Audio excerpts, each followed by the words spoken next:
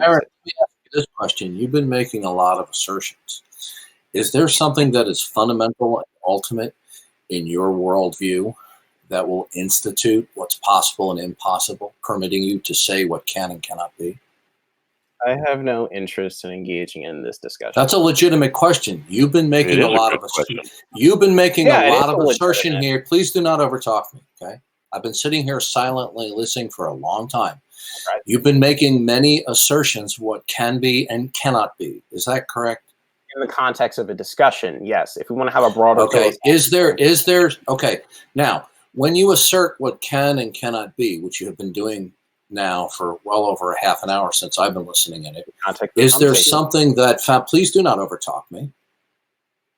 Is there something in your worldview that is foundational, that institutes and secures what can be and cannot be?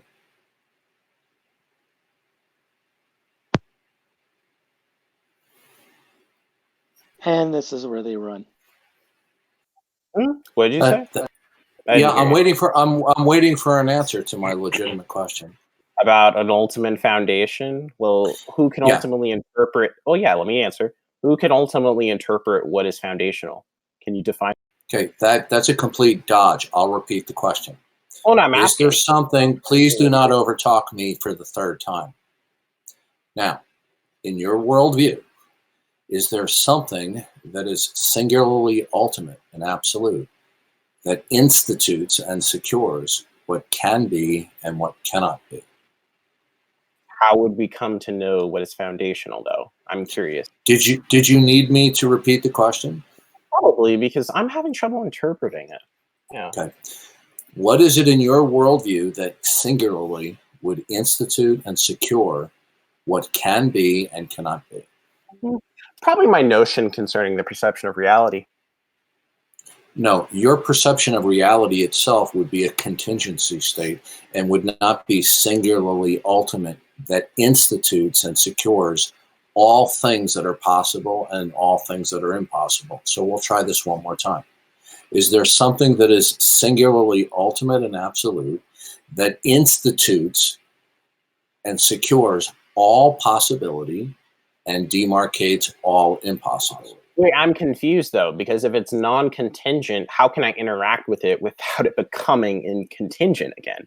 Surely this entity is well beyond my understanding, meaning it's unfathomable because I can't comprehend something that is not non-contingent, because my perception is the very basis for contingency, as you said, meaning I could never even attempt to interact with such substance. So how would I even know, right, what this non-contingent would be? I'm interested. Aaron, I'm old enough to be your dad. I've been around the block a few times. And please do not overtalk me. I didn't overtalk you while you were talking. I'm not bamboozled by a wall of words. Now, in your world, is there something singularly ultimate that institutes possibility and impossibility? I wouldn't know this. It's a ludicrous question because you've already said my perception is a contingency. So no, it's not a ludicrous question. What the answer should be is if you do not want to or can identify what is singularly ultimate, then you can say, I have nothing identifiable or testable that institutes what's possible and impossible. That would be the correct answer then. Sure. Is that your position? Well, no one would necessarily, right? Because is that your position? Well, let me get this straight. No, I'll answer, but I'm actually interested though, because you said perception is a contingency. You're doing a lot of dodging, dude. Right. Aaron, you're doing. Listen to me. You're doing more tap dancing than the dancers in Riverdance. Now, do you have in mind something that is identifiable in your model of reality? Would you not overtalk me? That's the fifth time you've overspoken me. Please do not overtalk me. Do you have in mind something that is identifiable, that is singularly ultimate, that institutes and secures what is possible and impossible? I couldn't possibly know. Okay, so there is nothing that you know of that secures possibility and impossibility. Is that correct? I can impose my perception of this, but as you said, it was a contingency. We're talking. You're Aaron, interrupting you're me. baiting. You're interrupting me.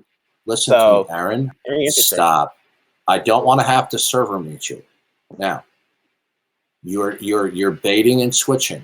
Okay, I'm not asking you about contingency states. I'm saying, can you? My perception of reality was a contingency. Would you? Okay, that's the 6th time you're over talking me. Now, is there something? Oh my god! Is there? Okay, so is my understanding correct that you do not have anything that is identifiable that institutes what's possible and impossible? Is that your position? I guess not, because as you said in your own words, my perception of reality is a contingency. I'm not understanding. I'm confused by your answer. I'm confused by your answer. I asked you a question. I asked you a question. I don't want to have to server mute you. Okay? Now, I don't want to have to server mute you. Now, I've warned you many times.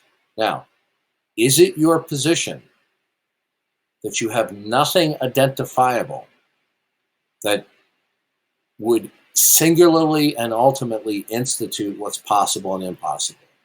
Is that your position? No, I do not, and nor would it be possible, because you've said my. Okay, now, so we're clear now. You have nothing that is singularly identifiable that institutes and secures what would be possible and impossible. But you have not. Please, that's the 7th time you've overtalked me. So, you have been asserting left and right, up and down, dozens of instances of what can be and cannot be. So, are you asserting these possibilities and impossibilities arbitrarily? Well, I don't assert that they're absolute truth, so I wouldn't. I didn't ask you that question. Yeah, so I said, no. Are you asserting these states of possibility and impossibility arbitrarily? No, because I'm not saying them with absolute certainty. If I didn't ask you about your certainty. I said, okay, so since your assertions of possibility and impossibility are not simply arbitrary declarations, what is it then that is singularly ultimate, that institutes what is possible and impossible? Wouldn't a declaration have to be absolute, though? Okay. Did you need me to repeat the question? I'm not too interested in going down your dialogue tree. I just want to actually get to the heart of it. I would like an answer to my question. Since your assertion of possibility and impossibility is not arbitrary, this is what you have told us. Then what is it that is singularly ultimate that institutes all possibility and impossibility? Unknown substance that is unbeknownst. Okay, so therefore your assertions of possibility and impossibility are derived from nothing that is identifiably ultimate? About the same as you, though, because you appeal to an essence. Okay, I'm not asking you about my view. I'm asking you about your view. Are you therefore asserting what is possible and impossibility with no ultimate foundation or basis? I suppose so. I guess in the framing that you put forth. So then, if we're making assertions, if we're making dozens of assertions, I'll have to start again. Since you have been making dozens and dozens of assertions of what can and cannot be, you have just conceded that you have no ultimate foundation for such assertions. That is please do. That's the 8th time you've overtalked me. Okay. That is that what you have just declared is that all of your assertions, what can be and cannot be in your dialogue with Matt Slick, are ultimately and foundationally basis. You have now admitted that. Is that correct? Incorrect. I've not actually conceded anything, nor have I made a declaration. So are those assertions? Are those assertions then? Are those assertions then? Are those assertions? Okay, I'm going to have to mute you if you don't stop. I'm trying to answer, but you're interrupting. Okay, good. I'm going to have to mute you. Okay. Who has an open mic? Toy Boy.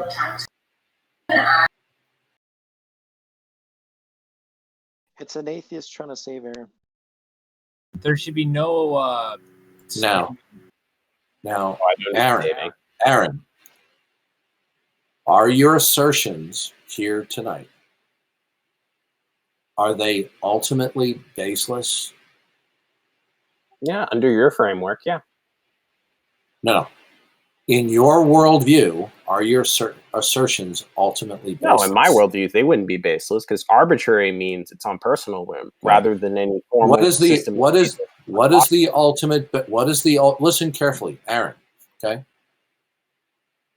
I'm not bamboozled by your rapid fire volley of verbosity. Okay, Love it. okay. I have been doing this for over 10 years. I'm well accustomed to people who have a barrage of words that try to bamboozle me. Now, I have been specifically keeping this very, very simple, and you're trying to bamboozle me with a barrage of words. It's not working to fool me. Now, you said that your assertions are not ultimately baseless. My Is worldview, yeah. is that correct? My worldview, they are not. In yours, they appear to be. Okay. What in your worldview is the ultimate basis of that which singularly institutes all possibility and impossibility? Basis that underlies my perception, which can be an unknown substance. Okay. But to my knowledge, Your perception does not institute my capacity to jump to the moon or not be able to jump, for me to jump to the moon. So that's a red herring. Now, what is it that is singularly foundational that undergirds any assertion of possibility and impossibility in your world? well, if they concern knowledge, it would ultimately go down to Munchausen's trail. Aaron, did you just hear me? That you're not going to bamboozle me with a wall of words? Answered the question. Now, what is it that is singularly ultimate and foundational that institutes all possibility? Munchausen's trilemma. No, that has to do with epistemology. I'm asking you an ontological question. That's about being. That's not you. You just said what undergirds the veracity of my. Aaron, I'm asking you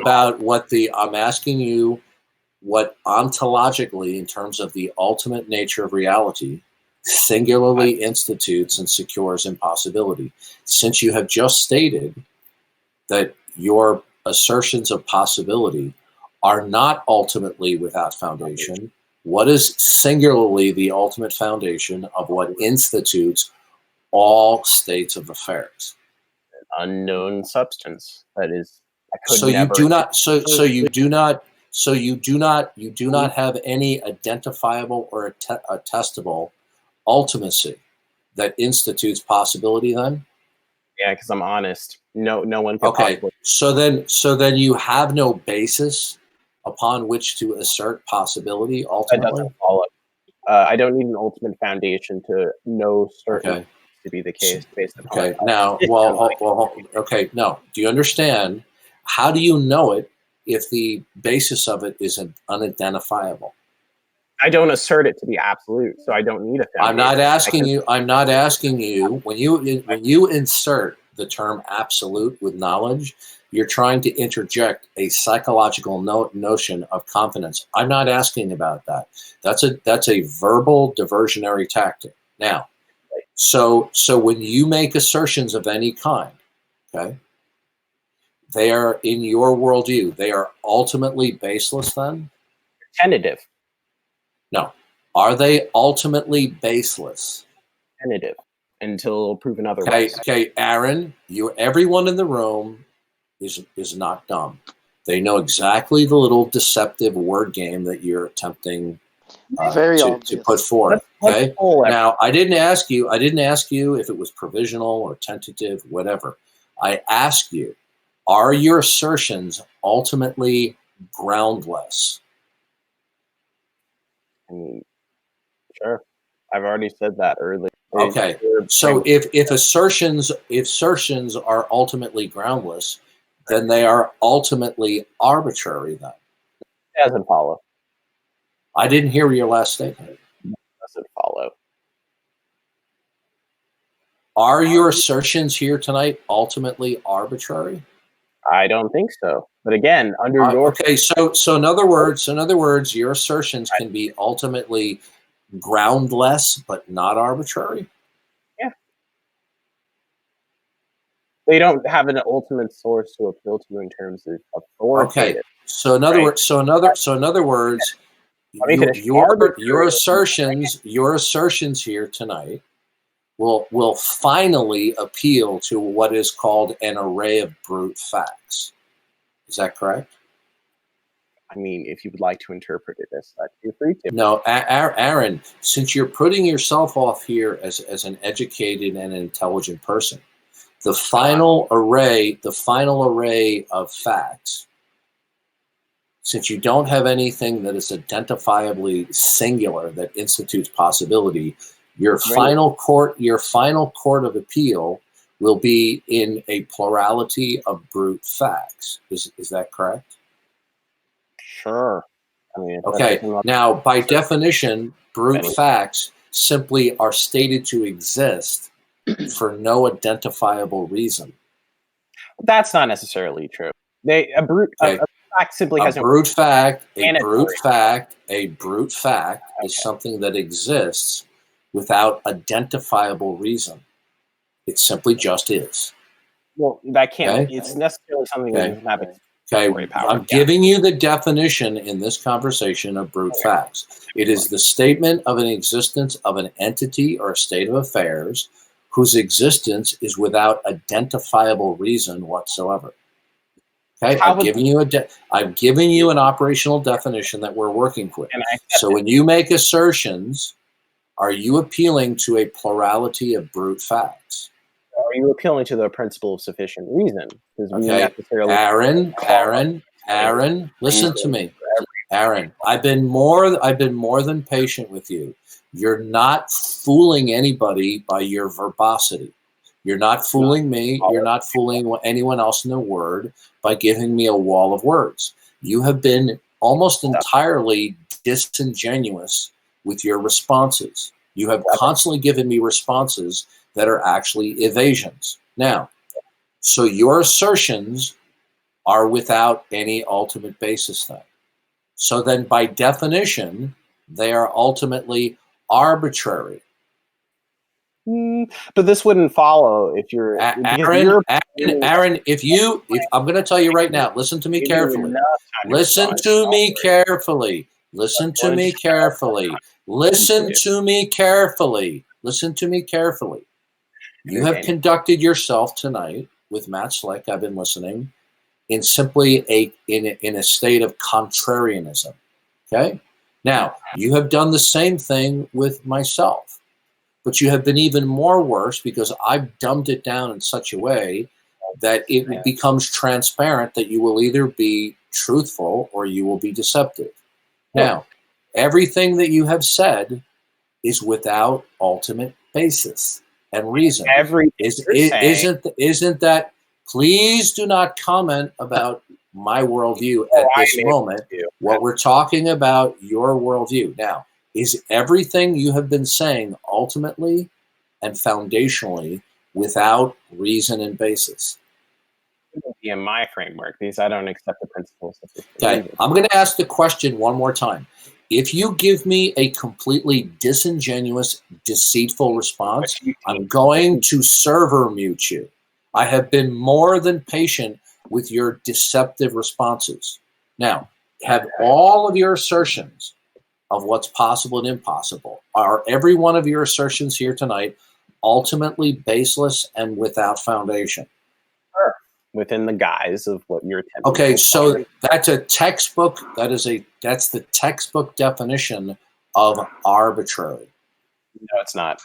I can okay, bye-bye. I warned you. Bye-bye. I warned you that if you were deceitful, you're going to be muted, and he's gone.